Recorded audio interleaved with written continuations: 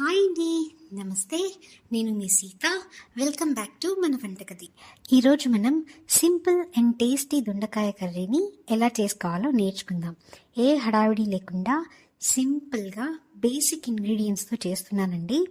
ముందుగా దీనికోసం స్టవ్ మీద ఒక మూకుడు పెట్టుకొని 1.5 గరిటెల నూనె వేసుకోండి. నూనె వేడెక్కిన తర్వాత 1/2 టీ స్పూన్ జీలకర్ర, 1/2 టీ స్పూన్ ఆవాలు, అలాగే 1/2 టీ స్పూన్ పచ్చిశనగపప్పు, 1/2 టీ స్పూన్ మినపప్పు వేసుకోండి. ఇప్పుడు దీన్ని బాగా కలుపుకుంటూ ఎర్రగా వేయించుకోండి. ఇది వేగిన తర్వాత ఒక మీడియం సైజ్ ఆనియన్ని ఇలా మీడియం సైజ్గా కట్ చేసుకొని వేసుకోండి.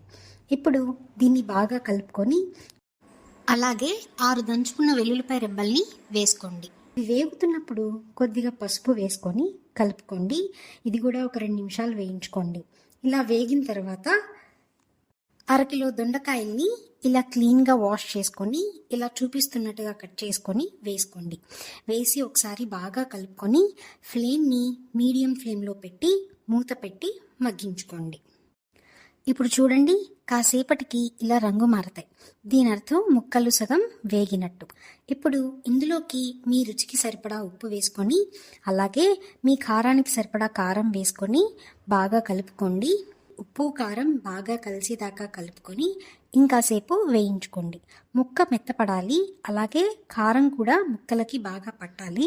అప్పటిదాకా వేయించుకొని ఒక దింపే 5 నిమిషాల ముందు కొద్దిగా కరివేపాకు వేసుకొని వేయించుకోండి. ఇలా చివర్లో వేయడం వల్ల టేస్ట్ చాలా బాగుంటుంది. ఇప్పుడు ముక్క ఉడికి కారం పట్టాక స్టవ్ ఆఫ్ చేసుకోవడమే. అంతే అండి, సింపుల్ దొండకాయ కూర రెడీ అయిపోతుంది.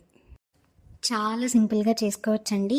వంట రాని వాళ్ళు, కొత్తగా పెళ్ళైన వాళ్ళు, బ్యాచిలర్స్ ఇలా ఎవరైనా చాలా ఈజీగా చేసేసుకోవచ్చు. టేస్ట్ చాలా బాగుంటుంది, త్వరగా అయిపోతుంది. మరి ఇంకెందుకు ఆలస్యం, మీరు ట్రై చేస్తారా? ట్రై చేసి ఎలా కుదిరిందో నాతో షేర్ చేసుకోండి. రెసిపీ నచ్చినట్లయితే లైక్ చేయండి, మీ ఫ్రెండ్స్ అండ్ ఫ్యామిలీ మెంబర్స్తో షేర్ చేయండి. మన వంటగదిని సబ్స్క్రైబ్ చేసుకోండి.